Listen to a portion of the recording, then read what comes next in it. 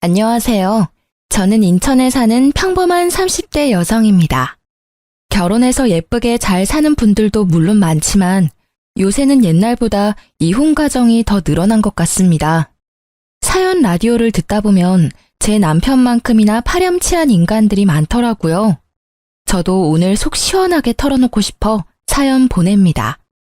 저는 친정아버지께서 의사셔서 어렸을 때부터 꽤 풍족한 집안에서 컸습니다. 주변 보면 가진 게 많지 않아도 화목한 집안들 많잖아요. 저희 집은 남들이 보기엔 부유했지만 화목한 집은 절대 아니었습니다. 아버지께서는 병원에 계시는 시간이 더 많았고 휴일에는 본인 시간을 보내시기 바쁘셨거든요. 친정 어머니께서도 바쁘시긴 마찬가지였습니다. 그래서인지 부모님과의 관계는 클수록 더 서먹해져만 가더군요. 그러다 보니 자연스레 독립도 남들보다 빨리 했고요. 부모님을 보면 저도 제 인생 스스로 살 길 얼른 찾아야 할 것만 같았거든요. 저는 젊었을 때 시작한 의류 사업이 잘 자리 잡아서 현재까지 사업을 운영하고 있습니다. 지금은 배를 고를 걱정 안 해도 되지만 초반에는 참 궁핍했고 많이 삐그덕거렸습니다. 그때 당시 저희 부모님께서 절 지원해 주시는 부분은 전혀 없었습니다. 부모님께서는 제가 사업하는 걸 탐탁치 않아 하셨거든요. 너 말이 사업이지 다른 사람들이 딸내미 뭐 하냐고 물을 때마다 내 속이 뒤집어진다. 옷 장사한다고 도저히 입이 떨어지지 않아. 내가 너 보고 나처럼 의사가 되라는 무리한 부탁했냐? 적당히 있어 보이는 직업 가지고 있다가 적당한 집안 남자랑 결혼하면 되는데 넌 왜 사서 고생을 해? 가끔 연락하는 아버지께서 그렇게 폭언 아닌 폭언을 하시면 저는 자존감이 바닥쳐서 꽤 오랫동안 마음앓이했어요. 어머니께서도 다를 바 없으셨죠. 너는 기집애가 무슨 사업을 한다고 아버지 속을 뒤집니? 집에서 가만히 공주처럼 있으면 될 걸 말이다. 형제 자매도 없어서 고스란히 우리 재산 다 물려줄 텐데 어쩜 그렇게 쓸데없는 짓을 하고 돌아다녀? 가장 가까운 가족이 저를 비난하는 건 참 힘들고 모진 일이었습니다. 그걸 다 버티고 어엿하게 제 사업을 키우자 그제서야 어머니께서는 인정해 주시더군요. 하지만 아버지께서는 끝까지 저를 못마땅해 하셨어요. 아버지께선 몇 년 전 사고로 돌아가셨는데 장례식장에서 배웠던 아버지 지인분들을 통해 그래도 아버지께서 절 사랑하셨다는 것만은 알았습니다. 주변 분들에게 딸이 혼자 앞가림 잘한다며 제 사업도 자랑하셨다네요. 살아계실 때 한 번이라도 저한테 잘한다고 직접 말씀해 주셨다면 참 좋았을 텐데 조금 속상했습니다. 그런 가정 환경이다 보니 자연스럽게 저는 훗날 제 가정을 정말 잘 꾸리고 싶다는 욕심이 더 커져만 갔습니다. 그러다 저는 가난한 집 어느 아들과 사랑에 빠졌어요. 제가 조건을 따진 게 아니라 처음 만났을 때 남편이 자기를 칭한 말이에요. 아는 분 통해서 선을 보다가 남편을 만났거든요. 저는 가난한 집 아들입니다. 네? 초면에 좀 당황스러우셨죠? 죄송합니다. 제가 대기업에 다니고 있어서 제 허물만 보고 다가오는 여자들이 많아요. 하지만 제 알맹이를 보고 도망가기 일쑤죠. 제가 돈을 많이 번다고 해서 저희 집이 잘 사는 건 아니니까요. 그동안 상처받았던 일이 많으셨나 봐요. 세아 씨는 어떤 분이세요? 저요? 저야말로 아버지께서 의사셔서 제 허물만 보고 다가오는 사람들이 많았죠. 유복하게 자라셨겠네요. 저랑은 완전히 다른 가정 환경에서 자라셨을 것 같아요. 그렇게 커피를 마시면서 저희는 이야기를 몇 시간이나 나누었습니다. 시간이 얼마나 지난지도 체감이 안 될 정도로 배고픔도 잊은 채 서로의 이야기에 빠졌습니다. 저희는 점심쯤 만나서는 저녁이 되어서야 겨우 식사를 함께 했습니다. 저는 무조건 가족이 1순위라서 나중에 아이를 낳는다고 하면 제일 하고 싶은 건 다 같이 야구장 가기? 주말 소풍? 등산? 소박하지만 이런 것들이 제 로망이네요. 세아 씨는요? 저도요. 전 어렸을 때 그런 기억들이 별로 없거든요. 도시락 싸서 등산 가는 건 안 해보셨어요? 네, 다들 시간 맞추기도 어렵고 해서요. 한 지붕 아래에 사는 가족인데 시간 맞추기가 어렵다고요? 그럼 이번 주말에 저랑 등산 가실래요? 도시락은 제가 쌀게요. 안 그러셔도 돼요. 바쁘시잖아요. 현수 씨 힘들어요. 아님 주말에 식사나 한 끼 할까요? 아니요, 전혀요. 일이 바쁘고 힘든 거죠. 세아 씨 만나는 건 오히려 저한테 힐링일 것 같은데요. 저는 그렇게 다정한 남편에게 스며들었고 결혼 후에도 남편은 한결같았습니다. 하지만 시모와 시동생과는 한 가족이 되려면 많은 노력이 필요했습니다. 결혼하고 보니 시댁 식구들과 가족같이 지내는 분들이 정말 존경스럽다고 생각했어요. 그래서 저도 최선을 다하려고 노력했습니다. 시어머니께서는 정말 기운이 팔팔하시고 어디 아픈 곳 하나 없으신 아주 건강한 분이셨어요. 어머님, 제가 어머님 곁에서 보니까 따로 운동도 안 하시는데 건강은 정말 타고나신 것 같아요. 남편이 어렸을 때부터 잔병치레 하나 없었다고 하더라고요. 보니까 어머님 닮아서 그이가 튼튼한 거였네요. 내가 아들들한테 줄 건 없다지만 유전자 하나는 기가 막히게 물려줬지. 암 그렇고 말고. 건강이 제일 큰 자산이라는 말이 있잖아요. 이미 돈 주고 못 살 자산 그이한테 물려주신 거죠. 그런데 어머님, 혹시 운동 삼아서 간단한 일이라도 시작해보시는 건 어떠세요? 적적한 시간도 때우실 겸이요. 어머, 너 몰라서 하는 소리야. 내 하루가 얼마나 바쁜데. 적적한 시간이라고는 없으니까 내 걱정은 마라. 네, 어머님. 제가 시모께의 일을 권해드린 건 다름이 아니라 남편이 밤마다 시름시름 앓았기 때문입니다. 여보, 입맛이 없어? 요새 부쩍 밥을 못 먹는 것 같아. 내가 모르는 무슨 걱정이라도 있어? 그게 실은... 아니다. 왜 말하려다 말아. 그러지 말고 나한테 말해봐. 당신은 돈 얼마나 모았어? 아니, 언제부터 돈 모았어? 나? 맨 처음 사업 시작했을 때는 본전도 못 찾아서 저축은커녕 입에 풀칠도 못했었지. 그러다 점차 자리 잡고 바로 몇십씩이라도 저축 시작했지. 벌수록 저축하는 금액 점점 늘려갔고. 근데 그건 왜? 그럼 그렇게 사회생활하기 전에는 모아둔 돈 있었어? 어렸을 때 받았던 용돈이라든지. 응, 어렸을 때부터 모아둔 돈은 통장에 있지. 장모님께서 관리해 주셨어? 19살 때부터 내가 관리했어. 갑자기 그건 왜? 이제 나 당신이랑 결혼도 했고 수입 관리는 내가 하고 싶은데 엄마한테 뭐라고 말하면 좋을까? 여태까지 엄마께서 해주셨으니까 감사하다고 인사드리면서 자연스럽게 통장을 달라고 할까? 남편과 각출해서 생활비를 쓰다 보니 저도 미처 신경 못 쓴 부분이었습니다. 남편은 어렸을 때부터 가난한 집의 가장이다 보니 당연하게 월 수입을 계속 시어머니께 드리고 있었어요. 그리고 도련님은 남편과 1살 차인데 아직까지 취준생이었죠. 그런데 남편 말을 들어보면 도련님께서는 취업할 의지가 안 보였어요. 요새는 컴퓨터 게임에 빠졌다고 하더라고요. 도련님은 제 앞에서도 낯을 많이 가렸고 면접도 제대로 볼 수 있을까 싶을 정도로 내성적으로 보였습니다. 물론 남편이 용돈은 드리겠지만 더 이상 월급 전체를 시어머니께 드릴 수 없다 판단한 남편은 고민하다 시모께 솔직하게 말씀드렸습니다.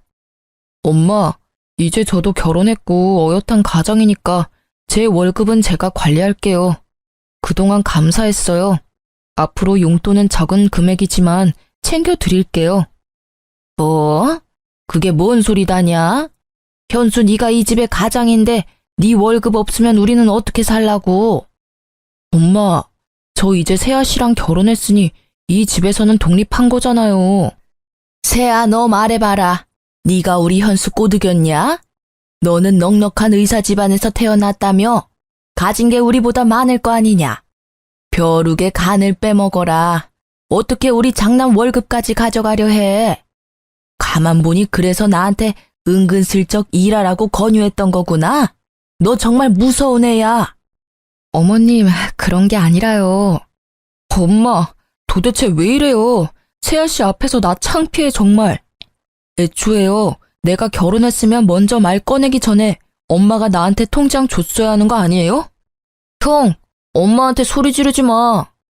형수님 너무하시네요. 결혼한 지 얼마나 됐다고. 형수님은 형 월급 없이도 잘 살겠지만 엄마랑 나는 형이 돈 안 주면 굶어 죽어요. 조용하던 도련님도 처음으로 발악하듯 제게 따지더군요. 시댁 식구들의 원망과 비난이 모두 저를 향하자 저는 어쩔 줄 몰랐어요. 손발이 덜덜 떨리는데 남편이 괜찮다며 제 손을 꽉 잡아주더라고요. 그러자 용기가 생겨서 남편의 편에 저도 설 수 있었어요. 어머님께서는 앞으로 일하실 생각은 전혀 없으세요? 고생스러운 일 밖에서 하라고 말씀드리는 거 절대 아니에요. 어머니 나이대 분들 밖에서 일하면서 즐겁게 지내시는 분들 많아요. 일이 돈을 버는 수단도 맞지만 삶의 활력을 불어주는 때도 있어요.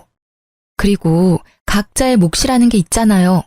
제가 조심스럽게 말씀드리자면 남편만 이 가정을 위해서 일하고 어머님이랑 도련님은 뭐 하셨어요? 게다가 도련님은 몇 년째 취준생이라고 들었어요. 이젠 눈을 낮추고 다른 길 찾아야 하지 않을까요? 냉정하게 이제 밥벌이 해야 할 나이 아니에요. 언제까지 형 울타리 안에서 형이 버는 돈만 쓸 거예요. 뭐가 어째? 순진해 보였는데 할 말은 다 아는 애였구나 너. 일하면 내가 정부 보조금도 못 받는데 못하러 일을 해. 멀쩡한 정승 같은 아들 둘이 있는데 내가 꼭 일을 해야겠니? 아이씨, 형수님, 말씀이 심하잖아요. 저는 뭐 대기업 가면 안 된단 말이에요? 나도 시간 좀만 더 있으면 형보다 더 좋은 곳에서 떵떵거리면서 일할 수 있다고요. 에이, 어머님 노후 지금부터라도 준비하셔야죠. 그이가 용돈은 챙겨드릴 수는 있지만요. 이렇게 몸 멀쩡히 건강하시고 아직 은퇴 나이도 아니신데 그이 월급 다 가져가시는 건 아닌 것 같아요.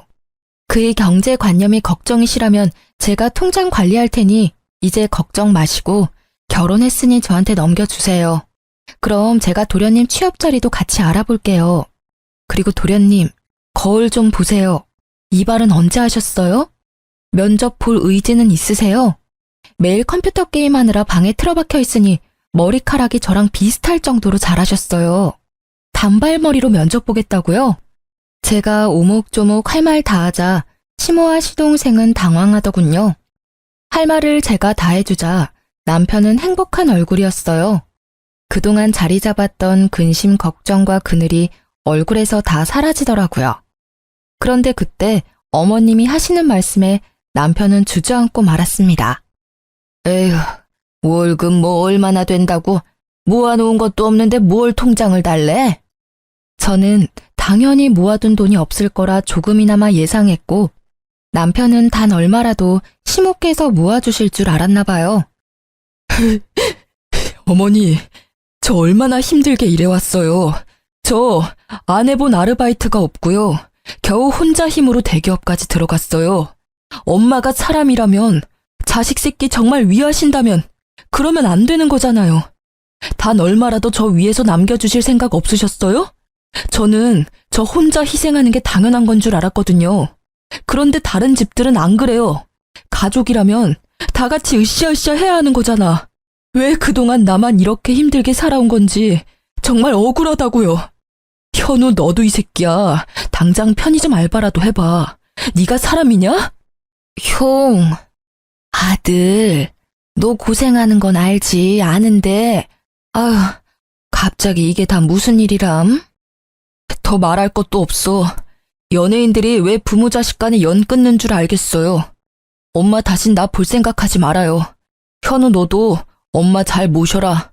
나 이제 이 집에 안 올 거야. 우리 찾지도 말고 원망도 하지 마. 여보, 가자. 여보. 주저앉아 괴로워하며 울던 남편은 2년 끈차고 소리치면서 제 손을 붙잡고 시댁을 뛰쳐나갔습니다. 그렇게 시모와 시동생에게 속마음을 내뱉은 남편은 그러고서도 엄청 괴로워하더군요. 난 정말 어떻게 해야 할지 모르겠어. 정말 모르겠다고. 엄마랑 동생이랑 이렇게 틀어지고 싶지는 않았어. 근데 내가 또 다가가면 예전으로 돌아가는 거잖아. 내 인생을 포기해야 내 가족들 곁에 있을 수 있다는 게 너무 힘들어. 정말 모르겠다고 오열하는 남편을 위로해주면서 저는 남편 혼자만의 문제가 아니라고 생각했습니다. 이제 저도 가족이 됐으니까요. 여보, 평생 어머님이랑 도련님 안 볼 자신 있어? 없지? 안 되겠다. 내가 이 문제는 내가 해결해 볼게. 어떻게 될지는 모르겠지만 말이야. 어떻게 하려고 여보? 나아질지 안 나아질지 아직 안 해봤으니까 노력이라도 해봐야지. 당신 이렇게 울고 후회하는 모습 보니까 내가 마음 아파서 안 되겠어. 그리고 그나마 다행이었던 건요. 남편이 혹시 몰라 심호께의 연봉을 속이고 월급 전체를 심호께 드린 건 아니었더군요. 조금씩 몰래 모아둔 재산이 있었습니다. 그것마저 없었으면 그때 남편은 완전히 무너졌을 것 같아요. 시어머님은 매일같이 제게 잘못했다며 남편 좀 어떻게 해보라고 연락이 왔습니다. 얘야, 내가 그날 소리 지르고 막말해서 정말 미안하다. 근데 나로서는 참 당황스러운 일이었어. 믿었던 장남이 갑자기 돌변하니까. 어머님, 그이가 어머님만 믿고 그동안 평생 월급 맡겼는데 단 한 푼도 안 남았다 하니 얼마나 상실감이 크겠어요. 하지만 어머님도 어디 다른 곳에 쓴 게 아니라 다 살림하는 데 쓰셨겠죠. 하지만 이제는 너무 장남한테만 의지하시면 안 돼요. 저희도 이제 자식 낳고 가정 꾸리고 살아야 하니까. 어머님께서도 하실 수 있는 일 찾아서 하셔야 해요. 지금도 일하실 생각은 조금도 없으세요? 제 말에 시모는 머뭇거리며 말했습니다.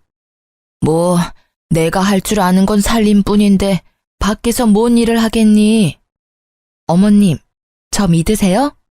뭐? 안 믿으시더라도 지금부터 저 믿고 저만 따라와 주시겠어요? 그럼 그이 맘도 돌릴 수 있을 것 같은데요.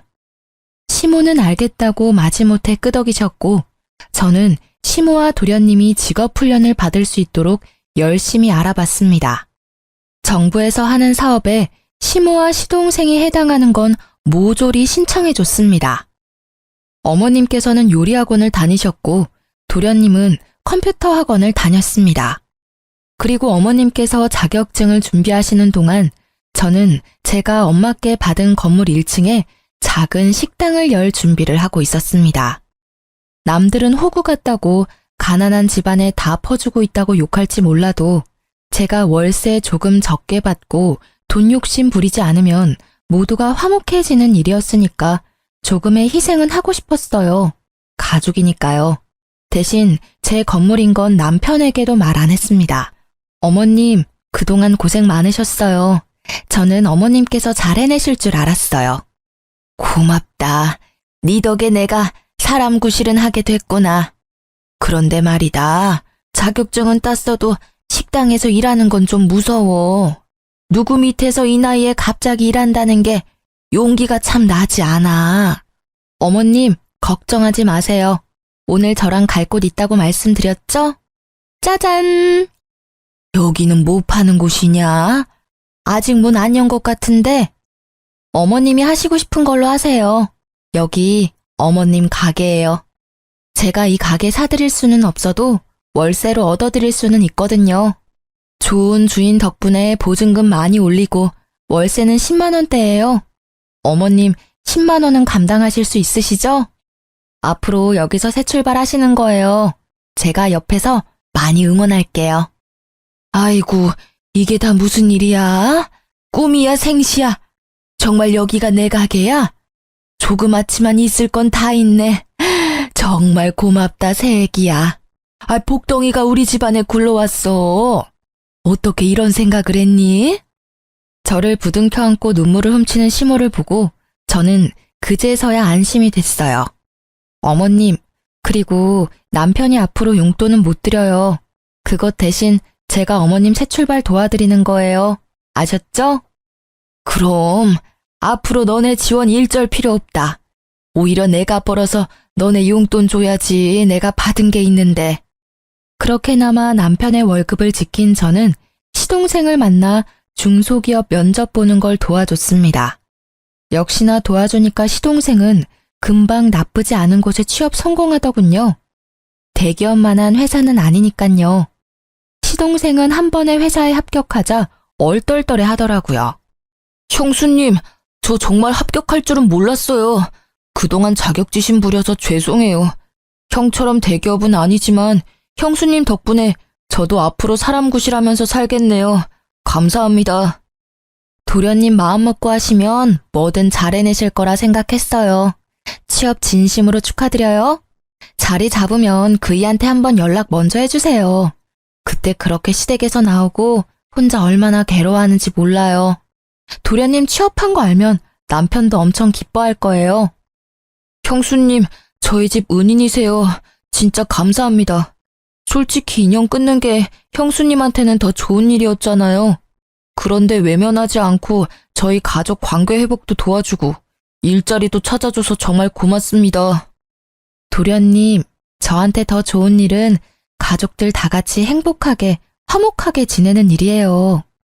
시동생은 진심으로 제게 고마워했습니다. 그리고 시모와 시동생 마음 잡고 일하는 걸 보고 남편은 깜짝 놀라더군요. 자연스럽게 남편은 시댁 식구들과 화해에 성공했습니다. 여보, 어쩜 그렇게 예뻐? 어떻게 그런 생각을 했어? 난 내 신세 한탄만 했지 상황을 바꿔보려고 노력하지는 않았어. 그냥 난 내가 돈 벌어다 우리 집에 갖다 주는 것만으로 내 역할 다 했다 생각했어. 그런데 그게 독이었지. 더 빨리 바뀔 수 있었는데. 내가 그렇게 만든 거야, 모두를. 그런데 당신은 현명하게 모두가 행복할 수 있게 도와줬어. 정말 고마워. 내가 평생 당신한테 잘할게. 남편이 기쁨의 눈물을 흘리자 저도 눈물이 왈칵 쏟아졌습니다. 부둥켜 안고 얼마나 울었는지 모르겠습니다.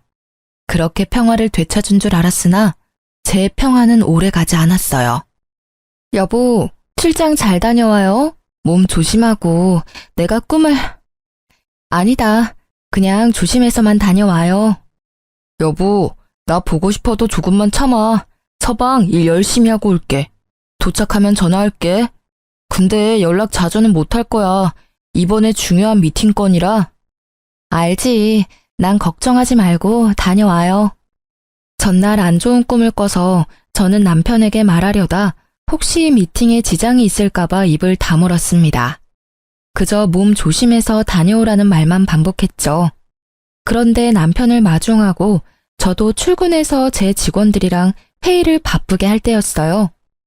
핸드폰에 남편의 부재중이 여러 번 찍히더라고요. 아직 도착할 시간도 아닐 뿐더러 남편은 제가 회의를 하고 있다는 것도 알 텐데 지금 전화를 할 리 없다고 생각했죠. 예감이 안 좋아 저는 잠시 회의를 중단하고 울리는 남편의 전화를 곧바로 받았습니다. 여보세요? 몇 초 정적 뒤에 익숙한 남편의 음성 대신 낯선 음성이 제게 말을 걸어왔어요. 이현수 씨 가족분이시죠? 네, 그런데 제 남편 전화인데 전화 받으시는 분은 누구시죠? 구급대원입니다. 위치는 강원도 양양이고 차 전복 사고가 났어요. 이현수 씨 휴대폰 비상 연락처로 전화드렸어요. 환자분 지금 출혈도 심하고 도착하면 긴급 수술 들어갈 것 같습니다.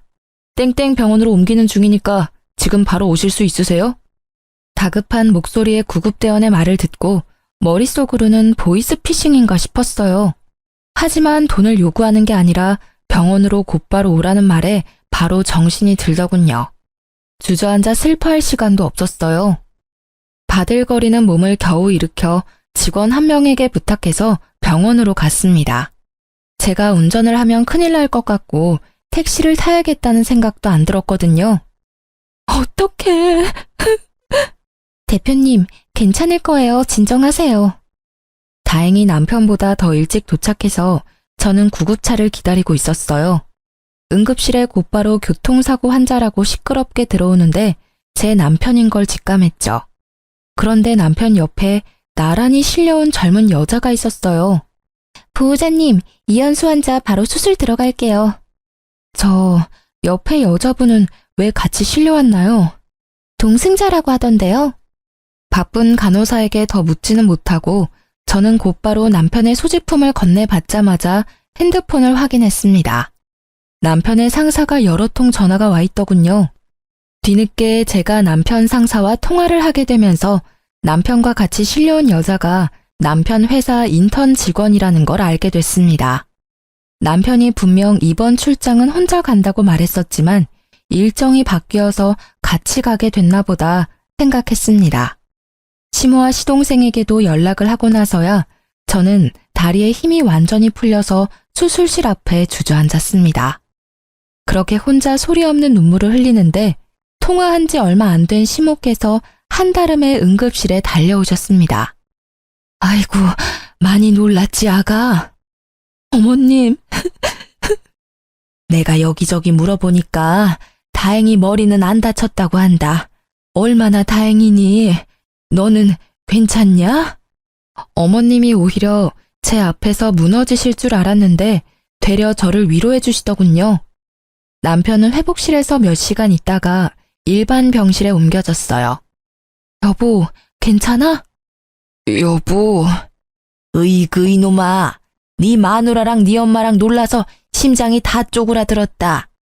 다리 골절 수술을 한 남편은 다행히 마취가 풀리니 다리 외에는 전부 괜찮아 보였어요.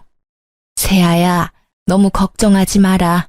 우리 집 장남은 내가 간병할 테니 너는 아무런 걱정하지 마. 제가 회사의 중요한 프로젝트 때문에 어쩔 수 없이 간병인을 쓴다고 하니 시모께서는 간병인을 자처했어요. 어머님 힘드시니까 제가 간병인 알아볼게요. 아니다, 그럴 필요 없다. 내가 있는데 못하러 아깝게 돈을 쓰냐. 현수도 내가 더 편할 거야 아마. 어머님, 감사해요. 아유, 가족끼리 뭘 감사냐. 그럼 저 옆 병실에 잠시 인사하고 올게요. 응? 남편이랑 같이 가다가 사고 난 거니까 따로 인사는 해야 할 것 같아서요. 경황이 없어서 못 살펴봤어요. 남편이랑 같이 실려온 인턴 직원이 옆 병실이거든요. 에그머니나, 그럴 필요 없다. 내가 이미 인사 다 했어. 네? 아, 그러셨어요? 그쪽은 팔에 금 간 거 말고는 뭐 크게 다치지도 않았어. 그러니 아가 네가 걱정할 필요 없다. 그나마 다행이네요. 그나저나 그이 정말 괜찮은 거 맞을까요? 의사 선생님 말로는 머리는 안 다쳤다고 하셨었는데 저렇게 말도 없고 내내 눈만 감고 있으니까 저 슬슬 걱정돼요. 괜찮다. 괜한 걱정하지 마. 회복 중이니까 다 괜찮아질 거야. 그렇게 남편이 사고 후유증으로 말을 안 하는 줄 알았던 저는 뒤늦게 남편의 행동의 의미를 알게 됐어요. 저를 가족같이 생각해준 도련님 덕분에 모든 진실을 알게 됐습니다. 도련님, 갑자기 여기까지 무슨 일이세요? 형수님, 저 은혜 갚는 거예요. 은혜요? 갑자기 무슨 말씀이세요? 너무 놀라지 마세요. 형 여자 있어요. 그 같이 사고 났다던 여자 인턴 직원이요. 네? 저는 머리를 세게 한 대 맞은 것처럼 멍해지더군요. 그런 제게 도련님은 남편의 차 블랙박스 영상을 보여줬어요. 보험회사에 제출할 영상 보고 있는데 둘이 심상치 않은 사이였어요. 제가 좀 더 알아보니까 출장은 무슨 강원도 양양에 둘이서 놀러 가다가 사고 난 거예요. 침묵할까 했는데 이건 정말 아니잖아요. 형수님이 우리 형한테 어떻게 해줬는데 우리 집안에 어떤 사람인데. 저 그런 더러운 꼴은 못 보겠어서 많이 고민하다가 형수님한테 알려드리는 거예요. 죄송해요. 도련님이 뭘 죄송해요. 오히려 제가 엄청 감사해요. 숨길 수도 있었을 텐데 이렇게 알려주셔서 정말 감사해요. 어머님도 아시는 거예요? 그게... 아셨군요. 아셨으니까 간병도 어머니께서 하신다고 자처하셨을 거예요. 이제 보니까 앞뒤가 딱딱 맞네요. 도련님, 마지막으로 제가 부탁 하나만 해도 될까요? 네, 편하게 말씀하세요, 형수님. 저한테 말씀하셨다는 거 당분간 비밀로 해주시겠어요? 네, 그럼요. 비밀로 할게요. 형수님이 저 사람 구실하게 만들어줬잖아요. 이거면 형수님한테 은혜는 갚은 거죠? 네, 충분해요. 나머지는 제가 알아서 할게요. 저는 남편과 상간녀가 정신 차리자마자 법정에 설 수 있도록 이혼 소송과 상간녀 소송을 준비했습니다. 바람난 거 들통난 것도 모르는 남편은 태어나자 제게 엄청 싸늘하게 굴더군요. 당신은 일이 남편보다 중요하지? 어떻게 나 태어났는데 병원에 안 와? 간병도 모조리 우리 엄마한테 맡기고 간병비는 챙겨드렸어. 아니 남편 병원살이 하는데 잘 먹는지 잘 회복하는지 어쩜 하나도 신경을 안 써? 아이고, 이번에는 우리 현수가 서운할 만했다. 아무리 내가 신경 쓰지 말라고 했어도 세아 너 어쩜 그렇게 무신경하니? 이번에 내가 너 다시 봤다. 내가 하는 일은 적어도 당신처럼 날 배신하지는 않거든. 노력한 만큼 일은 내 가치를 알아줘. 어머님 다 알고 계셨으면서 왜 말씀 안 해주셨어요? 다 아시면서도 저한테 무신경하다는 말씀이 나오세요?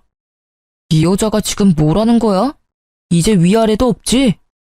눈치채고 아무런 말 못하는 시모랑 달리 남편은 계속해서 제게 떵떵거리며 큰 소리쳤어요. 그럼 내가 상간녀랑 데이트하다가 사고난 남편까지 간병해야 하니? 여보, 어떻게 알았어 그걸? 제가 참지 못하고 그 찌질한 얼굴에 뺨을 올려붙이자 시모는 세상 무너진 듯 소리를 질렀어요. 아이고, 내 장남 얼굴에 감히 무슨 짓이냐? 아, 그 기집애가 꼬신 거야. 난 정말 안 넘어가려고 애를 썼다고. 그렇다고 남편 뺨을 때리냐? 아이, 존심상하게. 누가 내 남편이야? 시모께서는 제가 남편 뺨 때렸다고 곧바로 남편 편을 들었어요. 남자가 그럴 수도 있지. 어디 귀한 서방 뺨을 그렇게 사정없이 내려치냐? 네가 그냥 눈 딱 감고 한번 봐줘라. 네가 안 봐주면 어떻게 되겠니? 네 남편 젊은 그 애기랑 재혼하는 거지 뭐. 어머님, 그게 저한테 하실 말씀이세요 지금? 저만 가족처럼 생각했죠? 결국 저는 남이었는데 제가 너무 이 집에 헌신했네요. 그러자 가만 지켜보던 시동생이 나서서 제 편을 들어주더군요. 엄마, 진짜 그게 뭔 개떡같은 소리야. 형수님이 우리한테 그렇게 잘해주셨는데 어떻게 지금 형 편을 들어? 형, 너 간도 크다. 사고 친 게 차라리 돈 문제면 몰라. 여자 문제? 으이구, 난 인간이라도 됐지. 형은 분리수거도 못해. 자기 복 자기가 발로 찬 거야. 넌 끼어들지 마. 겨우 사람 구실하게 만들어줬더니. 형이 그렇게 만들어줬냐? 형수님이 다 도와주신 거잖아. 야, 설마 네가 말했냐? 당연하지. 그럼 보고 못 본 척 말아? 어떻게 사람이 그래? 이 자식이 근데. 두 형제가 멱살을 잡고 서로에게 달려들자 시모는 제 탓을 하기 시작했어요. 아이고, 왜 너네가 싸우고 난리야? 이렇게 형제가 이간질하니까 세아야, 네 속이 편하니? 독하다 독해. 나 같으면 모르는 척한다. 겨우 이룬 이 가정 어떻게든 지켜도 모자를 망정. 너 그것밖에 안 되는 애였니? 어디 어린 시동생 꼬드겨서 이 사단을 만들어? 이 지독한 것. 이 사단을 만든 건 어머님 장남이죠. 어머님 원하시는 대로 저 인간한테 그 상간녀랑 재혼하라 하세요. 새로 들이는 젊은 며느리한테나 바라세요. 전 여기까지니까요. 야, 너 위자료 잘 준비해. 이혼 소송 접수했으니까. 그리고 그 인턴한테도 얌전히 상간녀 소송 기다리라 전해. 그리고 어머님께서는 내일부터 가게 안 나오셔도 돼요. 뭐? 가게? 네가 뭔데 나오라 말아야 내 가게인데. 아, 제가 그걸 말씀 안 드렸어요? 보증금을 아무리 많이 줬다 해도 월 10만 원 월세 너무 싸다고 생각 안 하셨어요? 주변 상인들 월세 10배 넘게 내는데 뭔가 이상하다 생각 안 하셨냐고요? 뭐가 이상해? 너무 좋은 주인분이시다 생각했지 뭐. 제가 그 건물 주인이에요. 엄마한테 결혼 좀 받은 건물이거든요. 이제 거기 새로 새놓을 거니까 안 나오셔도 된다고요. 뭐?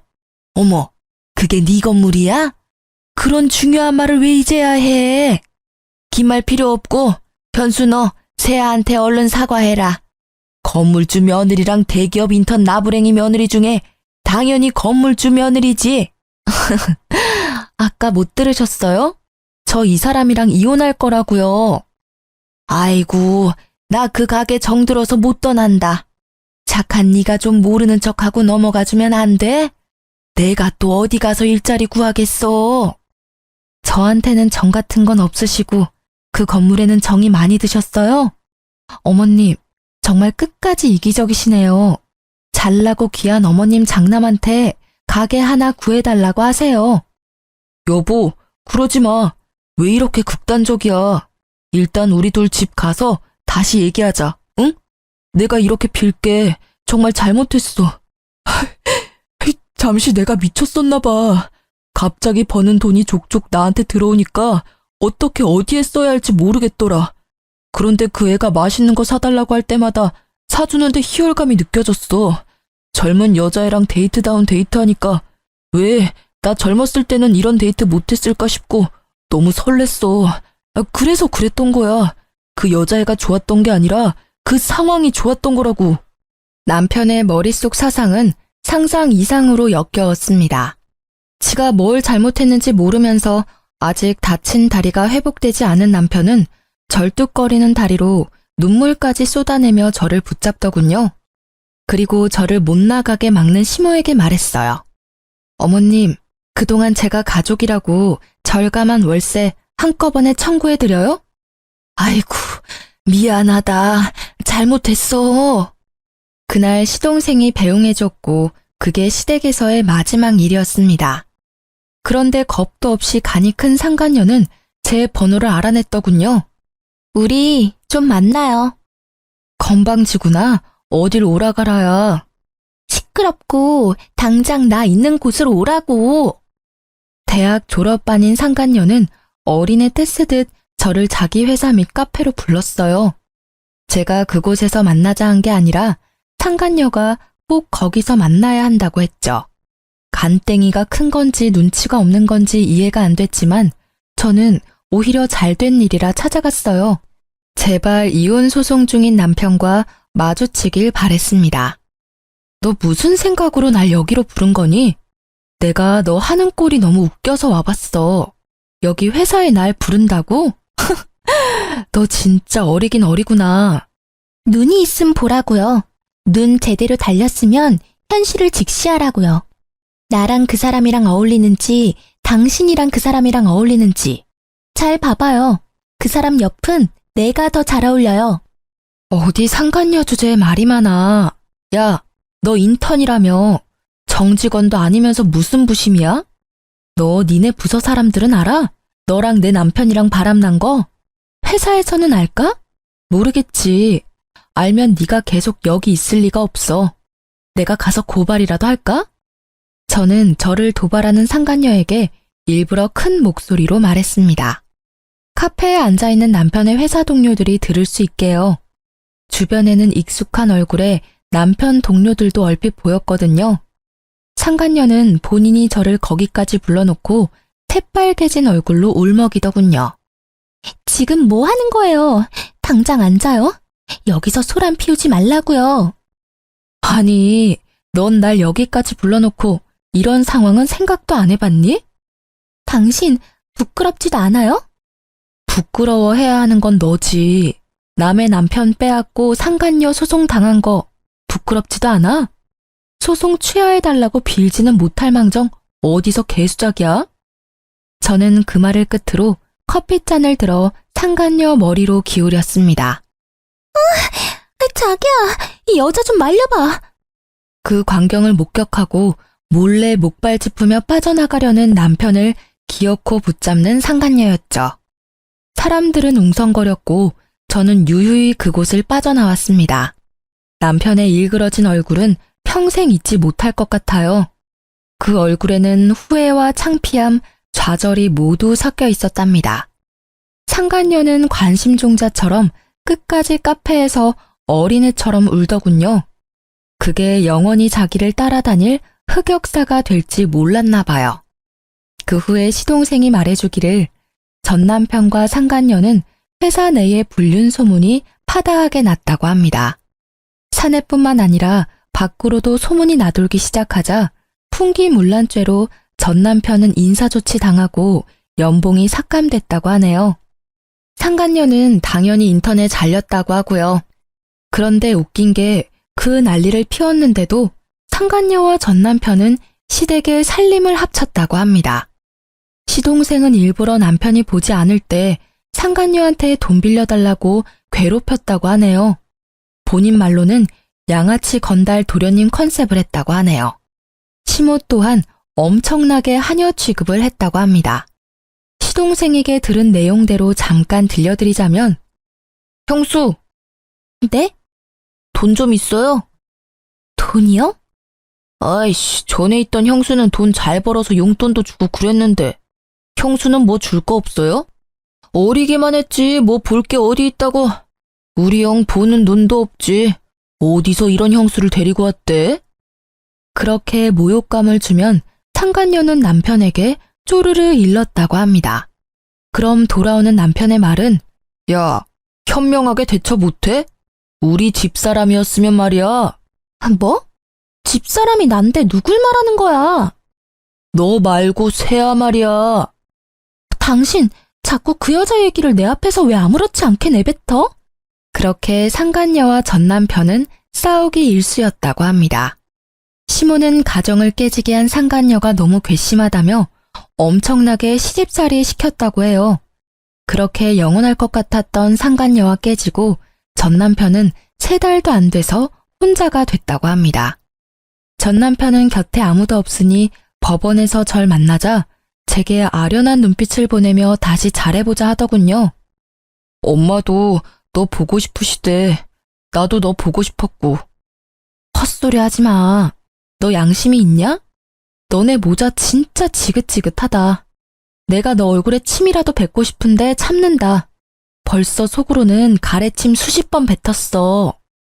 뱉고 싶으면 뱉어. 나 그것까지 충분히 감당 가능해.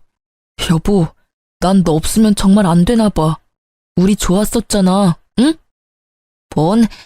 아니 근데 너 왜 아직도 목발을 들고 다니니? 여보.